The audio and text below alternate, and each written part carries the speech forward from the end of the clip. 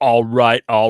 Party people in the place to be, Vandals and everybody else just chilling on this beautiful Wednesday afternoon. I guess it's the evening in the UK where John is, but we are here with a legend, man. This is a really exciting day for me and Joe. Like this is super cool. And we're gonna go ahead and let our guest introduce himself like I like to do. Go ahead, sir. Hi, I'm John McCrea, and I've been drawing comics for nearly 40 years, I guess, Mhm. which is horrifying. Um, and happy to be here. I hope everybody's well. Right, man. And like you said, I kind of want to get started right at the beginning, man. So, what was it like getting that call from like Pat Mills at Crisis Magazine, calling you in to, work on Troubled Souls, man? What was that like as a youngster? You know what I mean? I mean, I guess it was about 20-ish at that point, early 20s, 21, 22. I can't quite recall. Garth, of course, a couple of years younger than me, the youngster. Mhm. Um, and uh, I had already been working in comics a very little bit before then. I ran Belfast's first comic shop, or Northern Ireland's first comic shop, Dark Horizons, at the time. And one of my customers was a fella called Garth Ennis, came in to buy his copies of Cerebus and Concrete, things Uh, like that. Possibly 2008. Did he buy 2000 off us? I don't think so, actually. Description at his newsagent. But and everybody who came in who had aspirations to work in comics, and people who read comics often do, uh, and knew that I was an artist and was sort of on the cusp of breaking in. So I got a lot of people sort of saying, I've got an idea for a story. And Garth was one of those. So I guess I possibly didn't really expect anything of it. But I had drawn a couple of G.I. Joe stories for the British version of G.I. Joe, which was called Action Force. And I'd drawn a Snake Eyes and a Storm Shadow story for them. And I'd drawn a wee 2080 Future Shock as well beforehand, plus a, a very small story called On Earth as It Is for a free newspaper comic called Blam. So Garth knew I worked in comics, and Crisis was coming out at the time. In fact, Garth and I had been to the Crisis launch party in our competitors, the Talisman, which was on the other side of Belfast. They opened about 6 months after we did, um, with a bigger store, so they had room to have all mhm. these. Um, so Garth and I had been there and met up with Stevie Mack and Pat Mills, and I think John Wagner was there as well, as far as I recall. And but we knew after a while that Crisis was in a little bit of a crisis in that they had these plummeting sales and they needed new blood. And Garth came in one day and just sort of said to me, I've got this idea for a comic strip about the troubles in Northern Ireland. I write it, you draw it, two lads from the mean streets of Belfast. It's assuring, isn't it? And I was like, yeah, whatever, put me on the list. And he sent off a synopsis, and sure enough, the next thing we knew, we were being flown over to London to meet at the Thargs Nerve Centre to chat with them about Steve Mack about it. It wasn't Pat Mills who talked to us. It was Steve McManus and a guy called Igor Goldkind, who was their PR guy. And those are the two we talked to and who initiated things with us. And they basically said to me, "Can you paint 90 pages of full color artwork?" Because of course back then, after Glenn Fabry and Simon Bisley and Bill Sienkiewicz and John J. Muth and Kent Williams had all been doing their thing. Painted artwork was really in vogue, and 2088 embraced that. So it was painted artwork, and I, who had never painted a thing in my life, because from the age of 4, all I'd ever wanted to do was draw comics. Uh, uh, so, black and white American comics. That's all I'd ever wanted to do. So that's all I'd ever done. I'd never painted. Looked at them squarely in the eye and lied as hard as I can paint those 90 pages of full color artwork for you. That'll be no problem at all. I just went home and nearly shit myself, I guess, because but it was a learning experience, learning how to paint in public and in front of an audience of, I don't know, probably about 70,000 by that point. The sales figures had dropped, so 70,000 people judging you every week on your desperate painterly flailings is it's tough. Well, so it had to feel pretty great though when the book was a hit, right? I mean, like, well, yeah, I mean, yes, I think we realized we'd sort of arrived when the Channel 4 News, which was a big news station, did an entire article, like a 15-minute piece on Troubled Souls when it was being turned into a graphic novel. I mean, people did talk about it and it was seen as a success, I think. But I mean, it was still measuring up against Third World War and New Statesman and things like that, which in my mind were drawn by much more competent artists than me. Guys who could actually paint and probably had a lot more experience. I mean, Sean Phillips, who was doing New Statesman, I mean, Sean's exactly the same age as me, but he had been working in comics since he was 15. So wow. Sean's yeah, and Sean is one of my heroes because he is so goddamn consistent. The man never misses a deadline. He's like Charlie Adlard, another guy he's pretty much the same age as me. Both of those guys never miss deadlines, produce page after page without fail for 30, 40 years longer. Whereas I've had huge absences in my career where I've fallen to bits and, drunk myself into a stupor and, and blowing deadlines and fucked things up for my career over the years. I've tried to sabotage my career so many times, it doesn't bear thinking about. It's a testament to my stupidity or durability, or which, that I'm still here. But yeah, Sean and Charlie. And Sean was painting Crisis at the same time I was doing 2000 AD, and his pages were so mature and so solid, and there was my stuff so wishy-washy and ill-formed,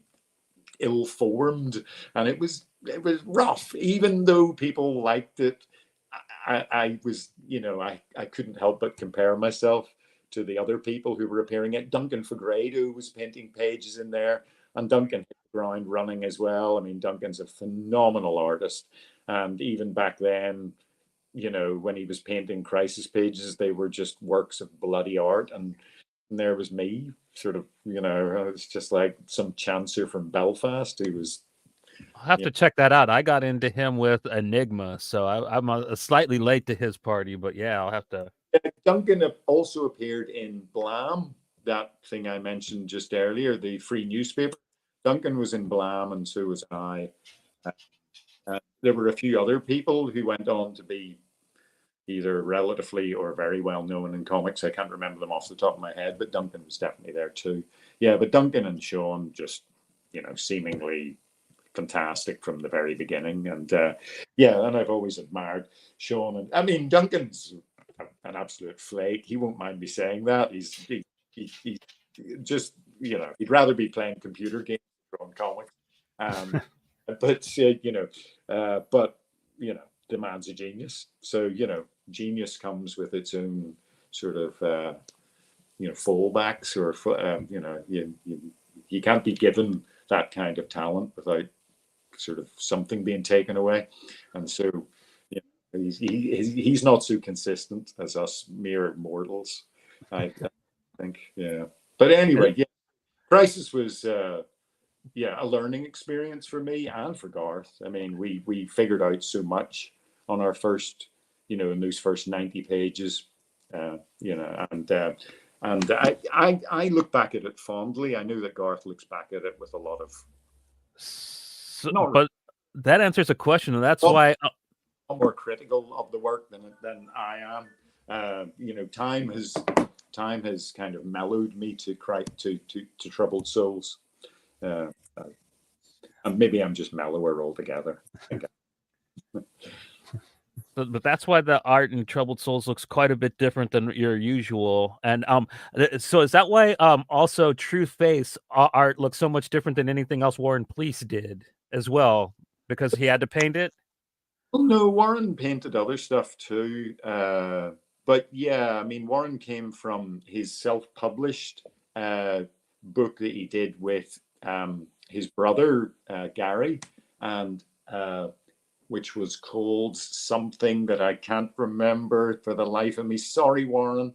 Sorry, Gary. Yeah, Warren did. Yeah, he worked black and white more. I mean, painted artwork is a whole different thing from black and white artwork, and so inevitably there's going to be a disconnect between the two. Shit, my phone's ringing. I knew this would fucking happen. Sorry, guys. Rob incoming. I will just cancel that.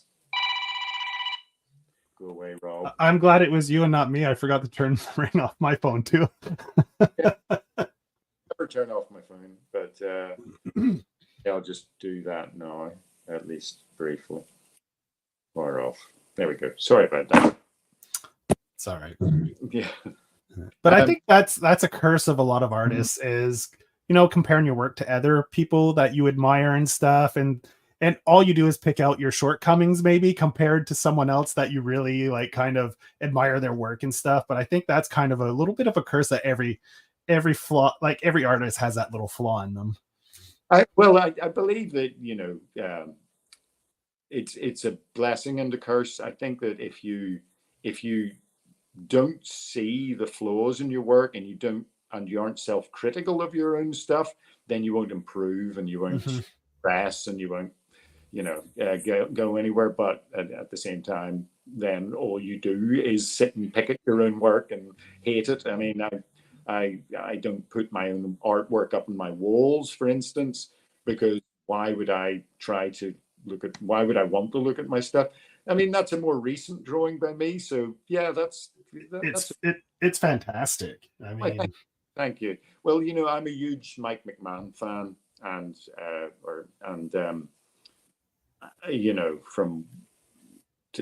and I have borrowed liberally from Mick recently, especially from his Slain work, that scratchy, leaving the gaps within the black. Basically, I got long COVID 3 years ago, almost to the day, and I was laid up for 6 months in bed. And then after that, I found that I just couldn't work the way I was working before, and so had to change my art style a bit. I mean, I'm always that style anyway, but this one was born of necessity rather than boredom or what have you. So yeah, I decided I'd give Mick's style a go and see how that worked for me. And I find it just sitting scribbling is much more, I was using a brush pen beforehand for my work on Dead Eyes, but which retired very control. And I just couldn't do that anymore. I just couldn't focus on the line and without being exhausted. So just sitting with a rote ring, well, not a rote ring, but one of these pens here, just sitting scribbling away with, where the hell's my screen? Yeah, it's just scribbling away with one of these was much more, well, I could do it. So yeah, so it looks a bit like Mick, and so I applied it to 2000 AD with great relish. Yeah.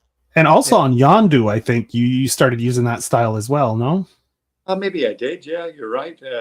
Was Yondu, was that right in the middle of me?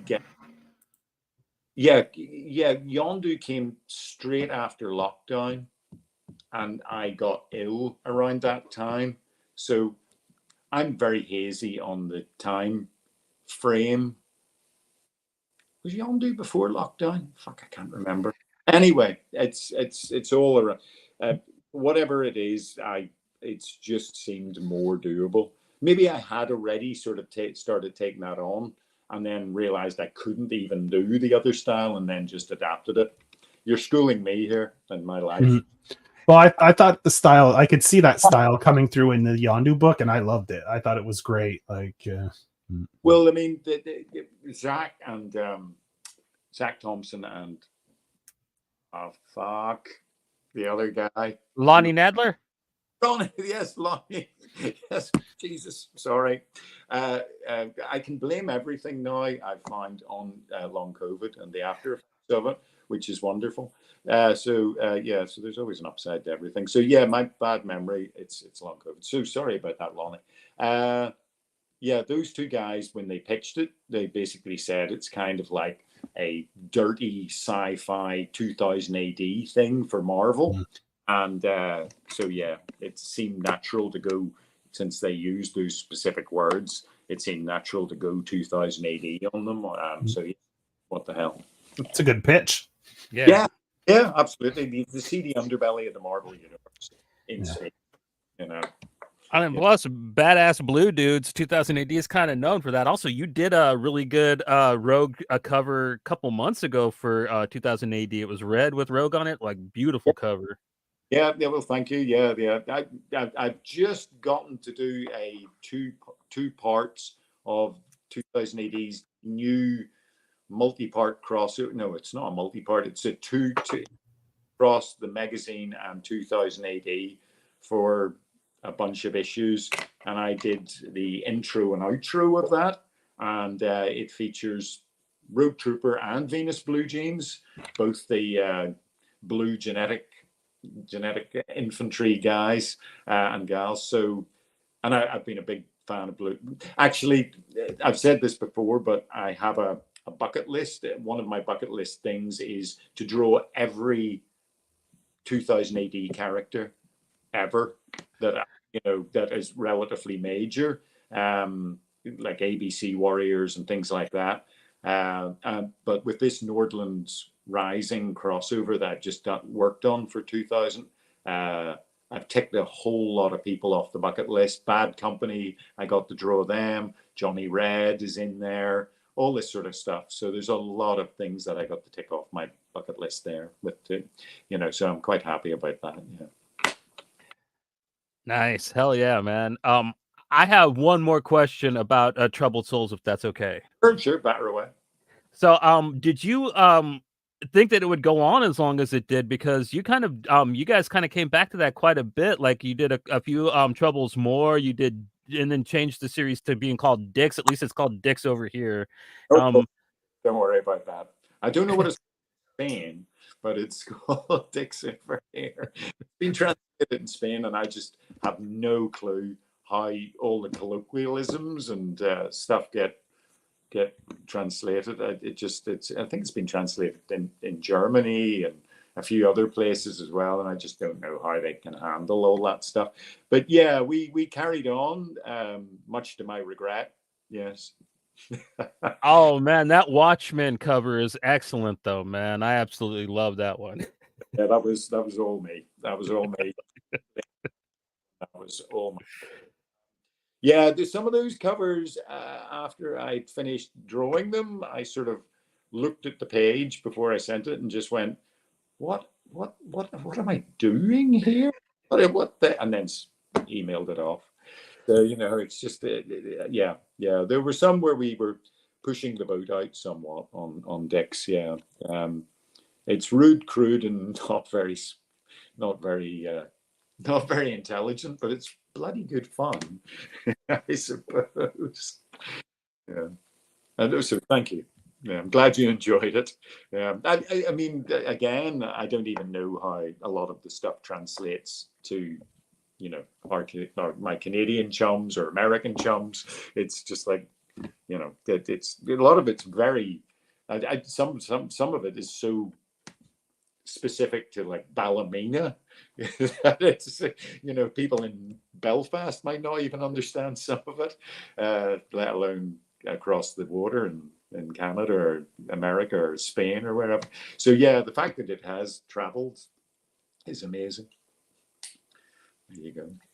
And do you think that that's what kind of led to you getting your big DC gig? You think with Garth working on Hitman? Well, let me think. After Garth and I worked on a bunch of things for 2000. I think my final job for 2000 before moving across to the States was Midden Face McNulty with Alan Grant and Tony Luke on the writing. Midden Face McNulty, Alan has passed away, Tony has passed away, my colorist Steve Whitaker, he has passed away. I'm the last man standing on that story, which is kind of hard to handle. And they were all lovely, lovely people. And so, yeah, Midden Face was my last job. And that was, and then it was Archie Goodwin, actually, who brought me over to DC. Bless Archie's cotton socks. Archie had a story for me with, Jesus Christ, everybody's died. He had a story for me with the late James Hudnall. And Archie's passed away. James Hudnall's died. Christ, don't work with me, people. Just don't. I see a pattern forming here. So yeah, I did a book called Streets for Archie, which was another fully painted book. And I had thought I had escaped fully painted artwork when DC signed me up, and then Archie said, "Oh no, it's a fully painted, prestige format book," and I wept.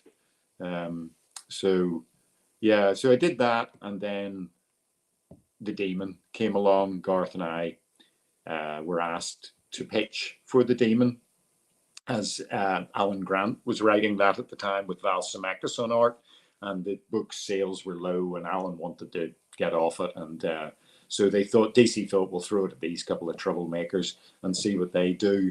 And we had great fun with The Demon, and of course introduced Hitman in there as well. So a lot of and I think the first Demon annual is printed in this thing here, the Hitman Omnibus, which I have in my hands here. Go out and buy it, chums. It's fabulous. So yeah, it's working with Garth on Demon was really, I think, possibly one of my career favorite times, just from the point of view of the unbridled nonsense that we got up to with that book.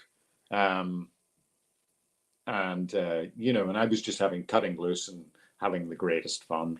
There were some great arcs in there, the haunted tank and Hitman showing up. There you go. And that good old Bloodlines. Good old Bloodlines. Yes. Every time I look at that, I still, the red scarf. Fair enough. You got us. We did think that was sophisticated, but luckily we came to our senses before Hitman started, and Garth said, "John, let's just get rid of that fucking red scarf." I've seen a few comments, and guys kind of passed the buck on whose idea the scarf was. So let's get down to it. Whose idea was the red scarf? That was Garth's. Garth's. One but Garth's. I might have suggested it be black, but no. Garth it was all in Garth. Must be red scarf. It's I'm not accepting any responsibility for that whatsoever.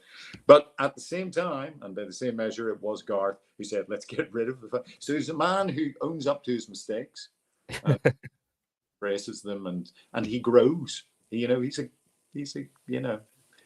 realizes that and embraces his faults, knows that he can grow from them and move on and move forward and become a better person. Well done, Garth. One of the greatest things I love about that book is that you guys pretend and play at the idea that it's your guys's all age, family friendly book. But like the funny thing is the way that you when you read Hitman and Demon Sing, the way you guys actually skirt it and push the envelope and get away with whatever you can. One of my Whoops. One of my favorite things that happened in The Demon was Beator, Yeah. Demon of Insanity. And of course, Beator was just basically the 2 seconds. Alexa, stop. Telling Alexa to stop reminding me about something. Beator was just a complete setup for a masturbator punchline. It was going to be a double-page spread with all the demons of hell shouting, "All hail the masturbator." And at the last moment, DC noticed and just went, "No," and changed it to King Beator.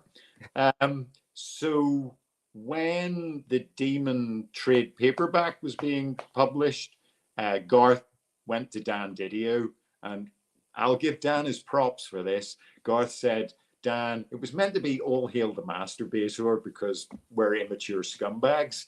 And Dan went, "That's hilarious. Let's put that back in." So if you look in the Demon comic, it's all hail King Beator. But if you check out the trade, it's restored to its former and wondrous glory as a masturbator joke. Yes. So that's the addition to get then. Oh, absolutely. Yes. If you want the full classy 100% McCrea Ennis experience, then yes, get the Demon trades. Get the trade. Yeah. Because it loses the whole Demon series was ruined by that, and read without the masturbator joke. So editing, eh? I guarantee if you one will be a much more fulfilling experience than the other. So the Hitman Omnibus that is coming out on the 30th, I believe. Yeah, that's it. Yep, 30th of whatever month this is. So yes. So people should get out there if you didn't already pre-order it. We're happy to say that DC have told us that the pre-orders have been better than they expected. So it looks fairly guaranteed that the second volume will go ahead. So thanks to everybody who did order it, pre-order. Yeah, I have mine pre-ordered. Bless you, sir. You are a wondrous human being. Yes. Can you pull that back up and show us what's underneath the slipcase or underneath the dust cover? Jesus, I haven't even looked myself. That's a fair point. Very nice. This is yes, it's quite nice. Let me just. That's the fur. The funeral cover. Nice. That That was actually the first Hitman comic I ever bought. I believe that's issue 10 or 11. Possibly. I think is it 9, 8? I don't. I can't remember what I had for tea yesterday, so don't ask me questions like that. That's impossible for me to answer. I see Andreas saying yay for Hitman Omnibus Volume 2. Thank you, Andreas. So it's going to be 2 omnibuses in total, I would say. Yeah.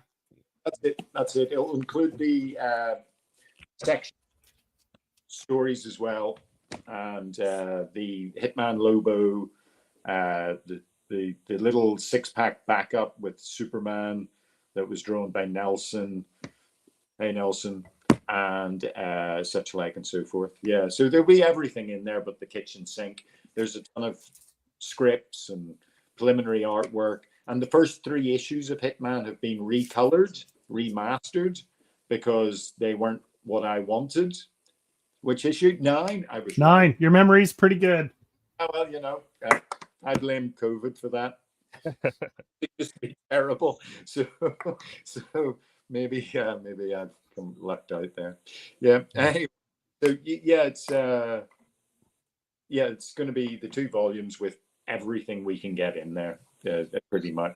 Lots of pencils and inks of the artwork, from my originals like that. Yeah. I love Hitman because when I was in college, it was one of the few comics I was still picking up on occasion. 'Cause I'd stopped kind of reading superhero books, and then Hitman came out, and there was a bunch of like articles on it. It was pretty critically praised at the time, and I think maybe I picked up maybe Kingdom Come at the time as well because that was a little different. It's an Elseworld story, so I was more into that kind of stuff come then. And yeah. Did you read Wizard magazine? Because Wizard were yes, Wizard were good to us. They always gave us, oh yeah. There was they did articles on Hitman and whatnot and pushed it, well, they loved Garth, so yeah, Wizard was a big part of the 90s, and sure, yeah. Absolutely. It's amazing to think that Wizard doesn't exist anymore. It's just as a the 90s being really my decade as far as comics go, and the Wizard being a big part of that, it is so bizarre that it's just not there anymore. Or that nobody's kind of tried to bring it back in some capacity, buy it and it really wouldn't work anymore. It just couldn't work. Not with the internet and everything, no. Exactly. See, I was a country boy. I didn't live in a big city. So the only way to keep up on stuff, because I couldn't just go to any comic shop. Like I used to go to the magazine place and they had a small spinner rack, and I was at the mercy of what they ordered from the magazine suppliers and stuff. But Wizard was like, it was my Bible. I'd go in there, I'd read what's cool. Yep. So then anytime I had a chance to get into the city, I made myself a list of the stuff I would try to hunt down while I was there, so I wouldn't waste too much time, because Wizard played a huge part in me trying to keep up to date on what was going on in comics, because as a country boy, I didn't have access to comic shops and stuff. So sure. Well, neither did I. I had to open our comic shop so that I could get my comics. I mean, and that is why I opened a comic shop, so that I could get cheaper comics. It's not a good business model, but I lost a lot of money. So there you go. But I think that's pretty common back in the 90s too. You hear of a few people that open or ran comic shops, and then they transitioned into making comics, like or films if you're Kevin Smith. So it's I think comics people are generally fairly obsessed. If you're into comics, you're obsessed with comics, and so if you're not drawing them at the time, well, what's the other thing to be doing? I don't want to drive a forklift, or well, maybe I do, but I don't want to work. Pretty fun. Exactly. I don't want to work in Tesco's or whatever. So I'll open my own comic shop. So yeah, that seems. I think I can see the logic there. Yeah. How long did you run your shop for? Oh, it opened in 80. It opened in 86, I am guessing, and I started working in comics around 87, but like very minorly. And they think I left the shop pretty much full time around about 89 when Troubled Souls started. That was me gone, though I still went in and did stuff in the shop occasionally. But I was out of there by that point. And the guy I ran it with, Fred Collier, he carried the shop on until, unfortunately, it was burnt down by junkies. So, hey, what do you do? Yeah, there's a comic story in itself right there. Yeah, well, I talk about I talk about it in my book, The Mighty World of McCrea, which I did when I via Kickstarter. That's my lockdown sketchbook. I'm an idiot. The Mighty World of McCrea, which I did when I was when lockdown was on. I ran a Kickstarter, and I put the history of Dark Horizons into that book. Is that still available on your website? Oh, sure. Yeah, available on my website. Plug awesome. Until the next plug. So, yeah.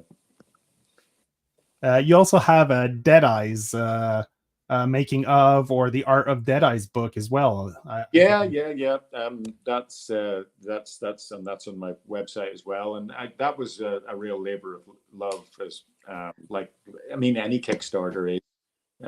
Anybody who tells you that a Kickstarter is easy is lying, and anybody who tells you that you're probably going to get rich out of a Kickstarter is also lying, unless you're making board games, I think. But yeah, comics, nah. I know a couple of guys that clean up pretty good on their Kickstarters, but I don't know if they're getting rich is what I'd call it, but they clean up pretty good. Yeah, well, I hate them. So there you whoever they are, I hate. Nev? Go ahead, Johnny.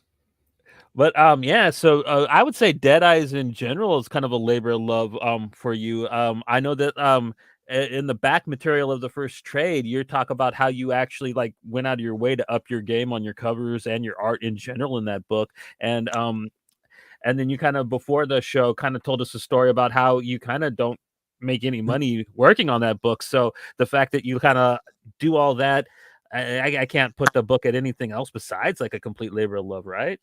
Well, I mean, I was getting paid up until whatever happened.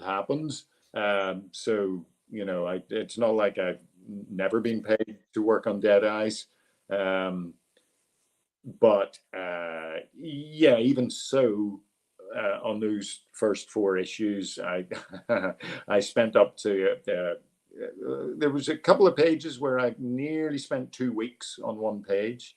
And be that through redrawing the pages multiple times or just being super fucking detailed. I mean, not Chris Weston detailed or anything like that, but pretty detailed from my point of view.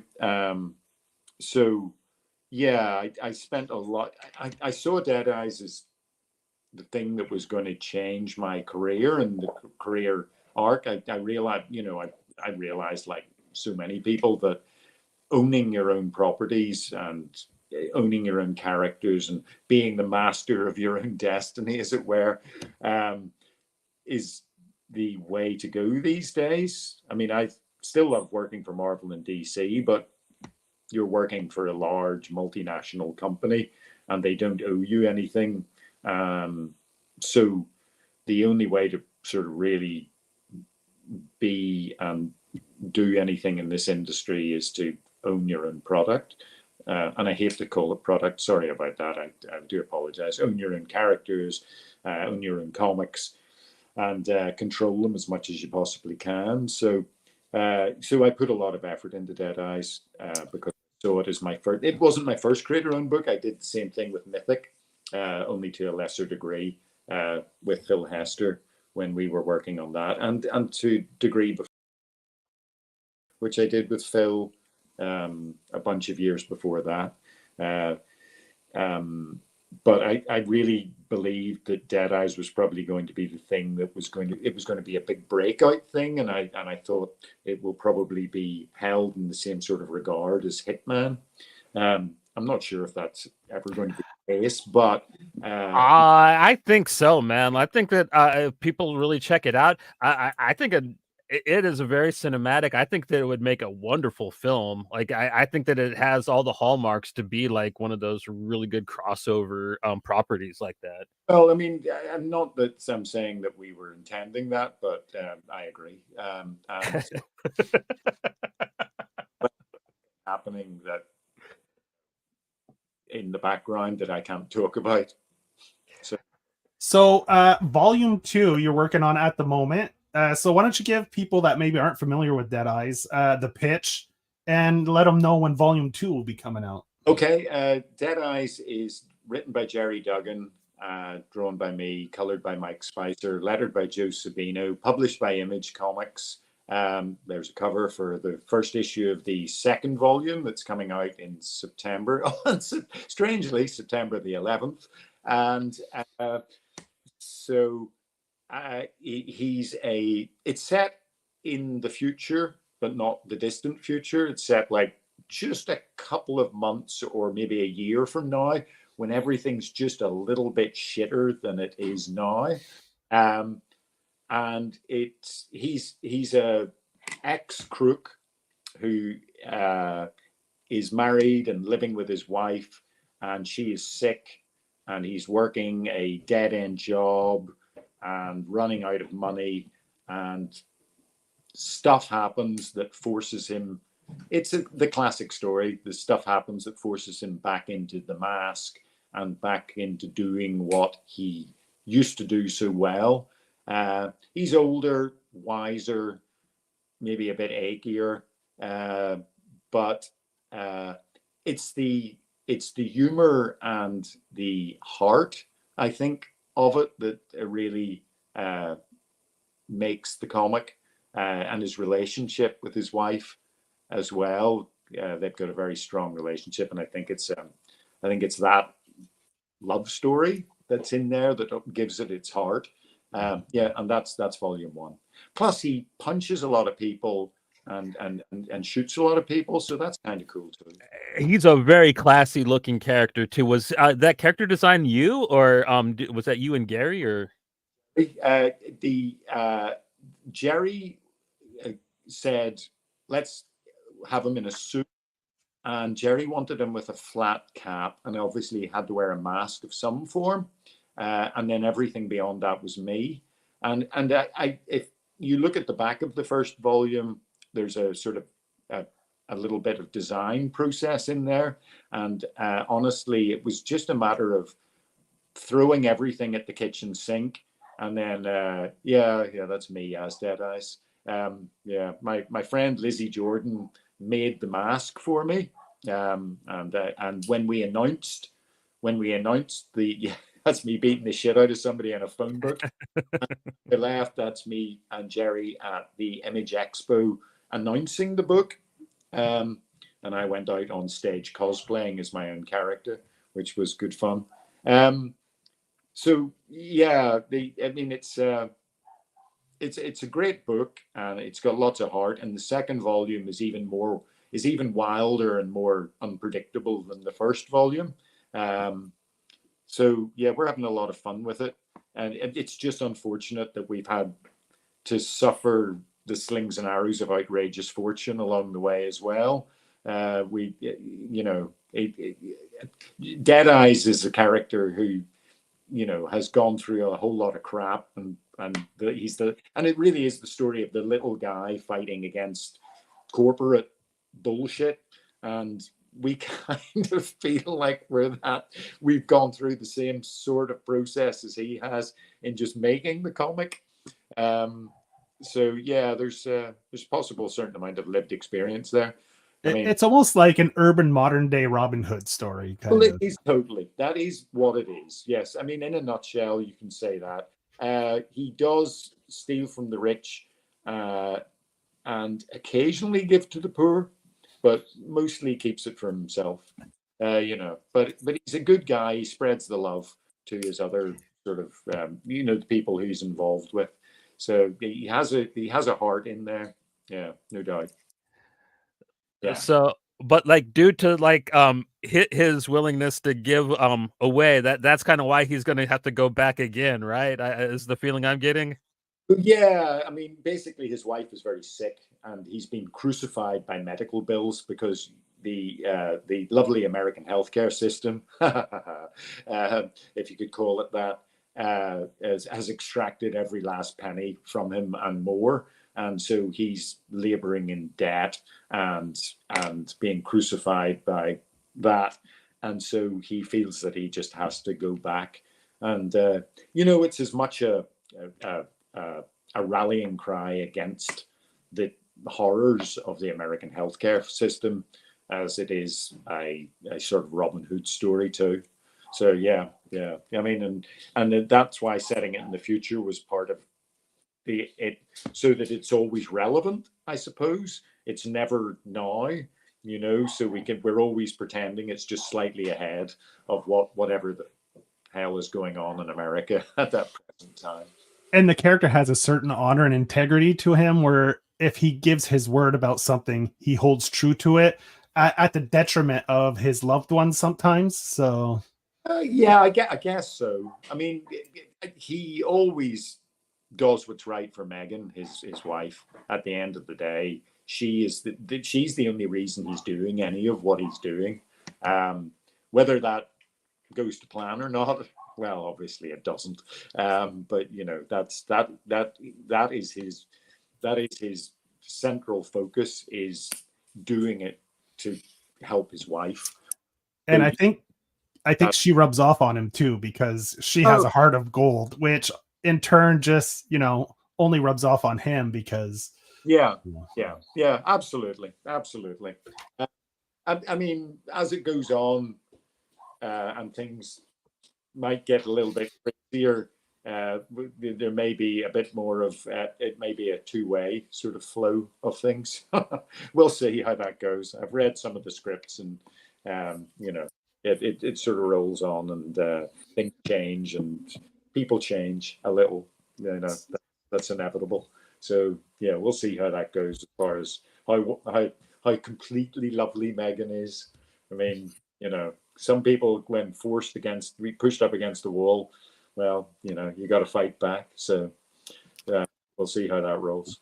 yeah. So people can look for that in September. It'll be hitting shops in September. Yep. And yes, get it from your local comic book shop. Support your local comic shop. There's Is it going to another be another 4 issue arc, or is it going to be a little longer?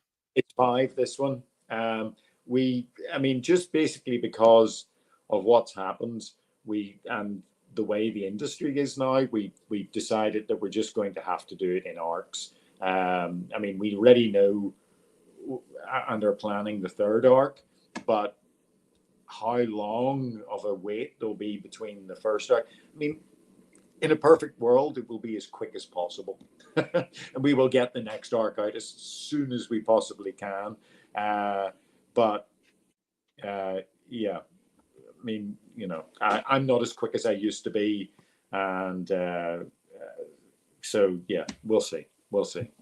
Well, that's the beautiful thing about like Image and like the way that they do things, and they're kind of their little boutique imprints too, is that you can kind of put things out in that format, and it's such a user friendly, and I think it works good for fans too, that even DC's adopted it. They're also now running books in arcs like Image and Dark Horse does. So I think really, I mean, the thing, I mean, and I talked to Jerry about this before, and what I would really like to get to was the way that Brubaker and Phillips do it and release them as books. Eventually, you go the European method. I mean, Sean and Ed have got it all figured out. amen to that. Those guys are just, they've got it all figured out. Well, I think if more people in the industry, creators, took that mentality, like you're saying, I think the industry would be in a better place. Oh, if everybody had the sort of work ethic of like graphic novel, like maybe moving away from the floppies and going more towards like the graphic novel idea. I think it might be inevitable that will come to pass, and I think, but I don't know. I mean, you know, people have been predicting the death of the period comic for years, and it's still hanging on. And I think I mean, I love comics, but I don't buy them anymore. I just don't. I just buy trades. I can't, I haven't got space. I can't afford the format. It's a $5 for a comic. What? You know, it's insane. So I don't buy comics anymore. I mean, I bought Transformers issue 1 just because I wanted to see it, and so I occasionally will, but it's not. I don't buy anything in a regular anything regularly anymore. I buy trades, and I think that is, if the industry wants to be taken seriously to a degree, I think it really does need to move towards that model, because, you know, because Europe and Japan are already there. sure, and have been for forever, and look how successful it is with them. compared to, I mean, they're considered art forms. You go to Europe and you go to a show in Europe, a festival in Europe, and it's all paid for by local council or local authorities. The government pay for their comic conventions. In Japan, people read comics from year zero to they drop dead. You know, there's no sort of there's no vilification of comics as being for, you know, immature sort of man or anything like that. It's just seen as an art form. And I think the way to make comics more accepted and give them more longevity is to do the same as Europe and Japan, and just embrace the book and the you know, but we're caught in a kind of, where Marvel and DC for sure are caught in this, and the whole distribution, the whole thing is sort of trapped in the periodical at the moment. And I don't know how long it will, if they can get out of it, and if they will. Well, I mean, like you said, even they write for the trade now, you know what I mean? Unless it's some kind of weird experiment throwback thing, like that's the only time you'll get one-off issue books, you know, out of anybody, you know, nowadays. Sure. It's rare, isn't it? But yeah, I mean, Image, like you were saying, Image are great for creators. They're the guys to work for. You know, they let you do what you want, but they'll if they see merit in it, they'll publish any genre, and you know, and you can run it for as long as you want. You can make it short arcs. You can just be ongoing. It's all down to the creator and servicing the creator. So, you know, like I said, I still have a huge soft spot for Marvel and DC, and 2000 AD, and I want to draw these characters forever, but at the same time, I know that I also want to create my own thing and produce my own books as well, and that's the way forward. So, yeah. So, Dead Eyes, folks, pick it up on September 11th, and you can still order the trade paperback of the first volume too. It's still available. I think Image re-released it, or at least allowed. But yeah, I'm not 100% sure if it was a reprint or if it was just stock that was still left. But yeah, shops can order it in, and you can order it through your local comic shop too. And it's one of those $9.99 trades, so yeah, there's no downside in getting it. You're gonna have a good time too. Like I said, it's a good very cinematic, and a lot of heart to it, man. A lot of laughs. You know what I mean? Yeah, and for $9.99, you can't really go wrong. I bought for my youngest son, I bought the Hawkeye book for him because he's a bit of a Marvelite. I bought Hawkeye for him, and it was £42.99 for the Hawkeye book. I mean, it was a monster of a book, but £42 for a graphic novel. I mean, that's shit. I wasn't expecting. I sort of picked it up and went, "Oh, it's a big graphic novel," and then turned it over and looked at the price, and my jaw almost hit the floor. So I still brought it then, because it's a great book. But and I knew my youngest would really love it, and he does. Yeah, Pizza Dog, what's not to love? Yeah. But Jerry seems like a natural collaborator for you, because you've worked with Garth, who has a certain humor and to his writing, and Jerry definitely has a humorous side to his writing if you look at a lot of his work. So it seems like a natural fit. Oh, absolutely. It was me who approached Jerry. I knew Jerry's stuff, and he happened to be at a comic convention in Dublin that I was going to, and I was like, I need to talk to that Jerry Duggan fella. So I made it my mission to sort of liquor him up and basically arm wrestle him into submission, and until he gave me a job, basically. So yeah, it worked out for me. You know, I just saw photos of Jerry at the Deadpool Wolverine premiere. premiere with Ryan Reynolds with his arms around him and Gail Simone, and I was just like, yeah, he doesn't actually really need me, does he? No, not really. I think I know who needs who in this part on the balance here. But all the same, he's a terrific guy, and just I love working with him. Yeah, he's a sweetheart. So he is. So setting it in Boston, was that his idea or yours? Just Oh wondering. God, no, Jerry. I mean, Okay. well, Jerry lived in Boston for a while. I think went to university there, and then he tended bar there, and that's where a lot of the stories come from working in a bar, just round the corner from the big baseball ground, and tending bar there, and see, and it was in the 90s, late 80s, early 90s, when Boston was a little bit rougher than it is maybe now. So Jerry has some stories, and that was all him. Boston's all him.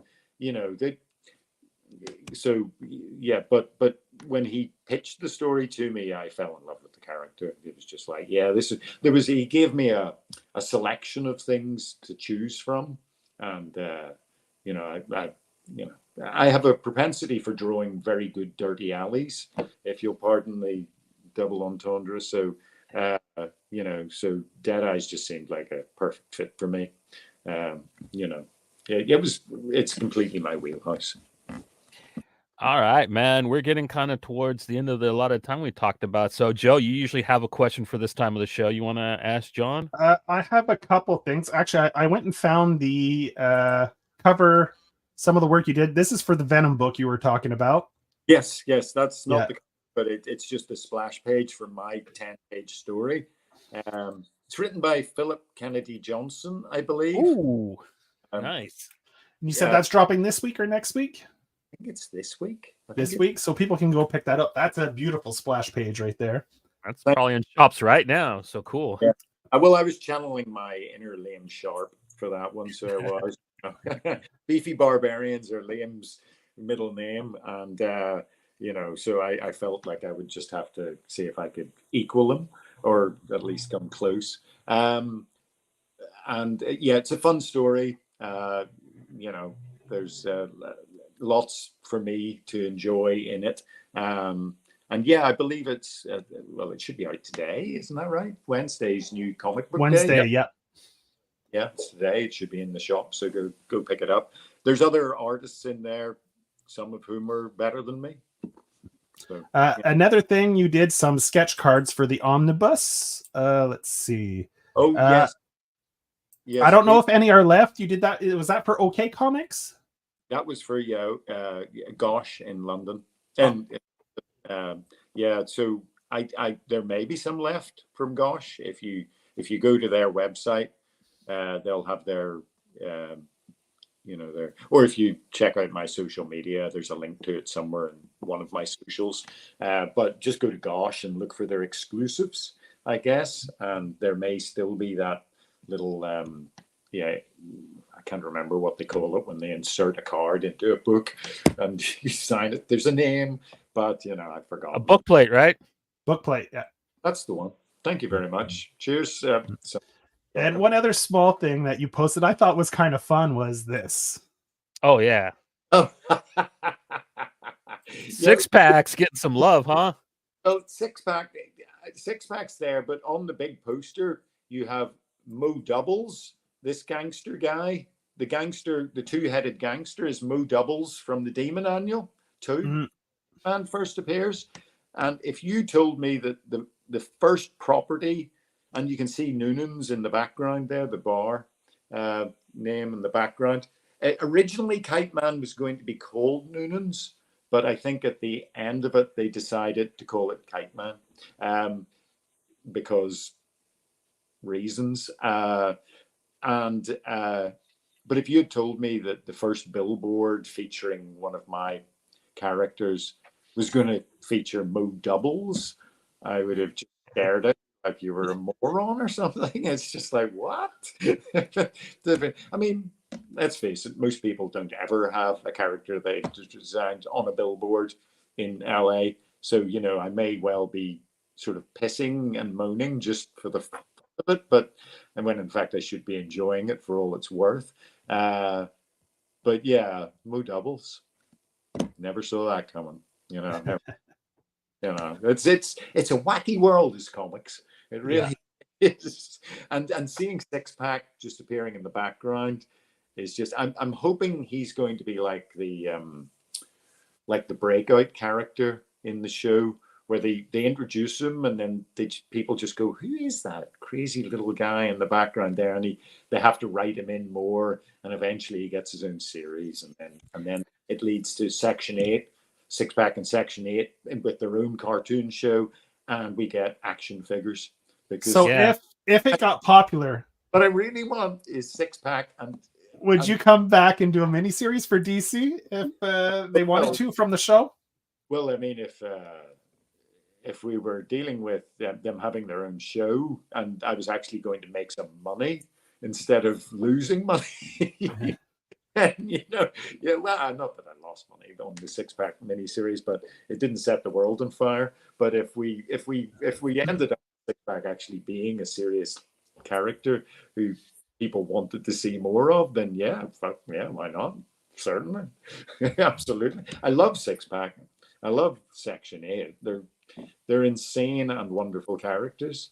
That's another thing I forgot to download, because you're like, people ask you like, who should you like if they did a Hitman adaptation, who would you cast for certain characters? And you're like, there's only one character I'm definitely sure of with certainty 100% was Six Pack, right?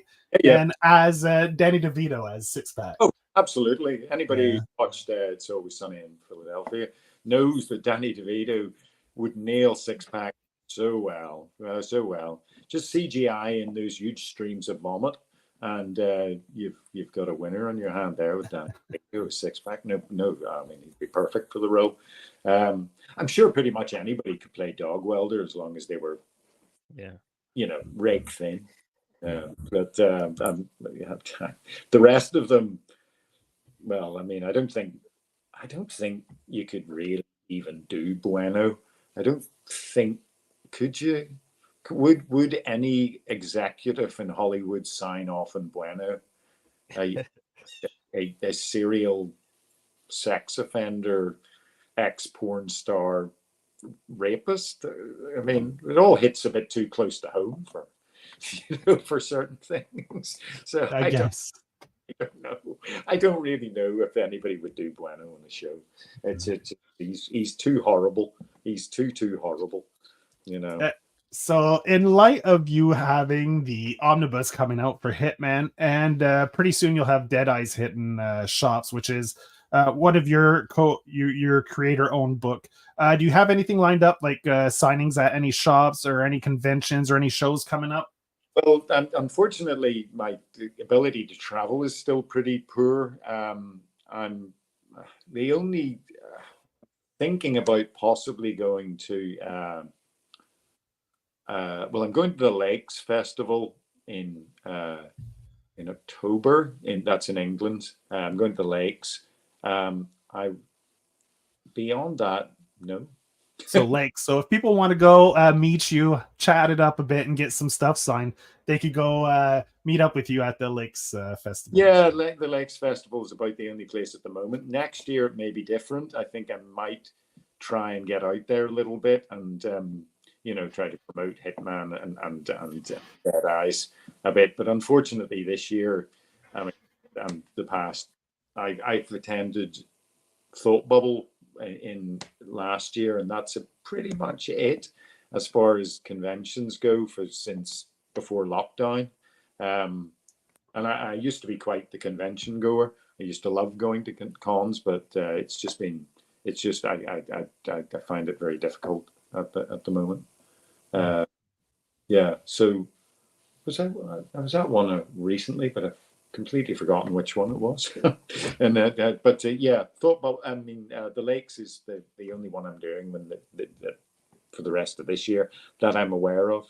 I mean, if somebody threw me an offer I couldn't turn down, who the hell knows? But yeah, traveling to America is just and beyond is a little bit too much for me at the moment. This is a bad year to be in America, anyways, man. Like I would wait till 2024 was over to come over. Yeah, gauge and then see who's won. Yeah. Yeah, before making any decisions. Yeah, I mean, if the rump wins, and I'd probably get burnt at the stake as soon as I arrived into the States. So yeah, that's along with pretty much anybody else of a liberal mindset, I suppose. But yeah, anyway, yeah, they'd probably consider me. I mean, Donald Trump used to buy comics, so maybe we'd all get, as an industry, get a. I wonder what he read. God Lobo. damn, I have to tell that. Did he? I read Lobo. He's very cool. He gets treated very unfairly, just like me. So that's exactly. Superman treats him so badly. That Superman. Yeah. No. Yeah. Apparently, well, Trump was one of the people who I read an article on it a while ago, and it was insane. He was one of those guys who thought that making money out of comics was possible, and possibly the entire Image line owes Donald Trump a lot of favors, because I think he bought vast quantities of things like the first issue of Youngblood and shit like that, and Spawn and things. I think he was involved. He probably has warehouses crammed to the gills with tens of thousands of those comics. But yeah, he invested very heavily in comics back in the 90s or late 80s or something like that, when the speculator boom was it. So yeah, and then lost a lot of money on them too. So as is his way. yeah. He's a great investor. Oh, he's a good businessman. He's the best businessman. Yes. So it's all tax deductible in it. So Christian Bale could probably play the nutcase part, somebody has said. I'm not sure which nutcase, because I've talked about quite. I think it's maybe thinking of Bueno, but like, yeah, I'm not sure if he Well, no, even. Yes, if he lost a lot of weight, he could do dog welder. Like he did with The Machinist or whatever that movie was that he did, where he became almost sort of rake thin, almost. Yeah. He's the kind of guy who would see welding dogs to people's faces as probably something he could really dig into and explore the reasons behind. I don't know, but yeah. Anyway, there you go. Yeah, thanks, Christian. I'm sure he's listening right now and will be considering the role as we speak. But well, Johnny, do you have any last questions to wrap it up before we sign off? We've kind of gone over our time with John. I really appreciate him coming on and just being such a catch, man. This was a great interview, man. I really appreciate this. No, so it's been good fun, and appreciate you having me on and putting up with my bullshit. It's been great. Thank you very much, fellas. I appreciate it. The pleasure was all ours. Okay. We don't really have anything planned for next week, but we will have something up and we'll advertise it on Instagram probably in the next couple of days. But until then, man, you guys just have a wonderful rest of your week and maybe weekend if we don't see you by then. So take it easy, everybody.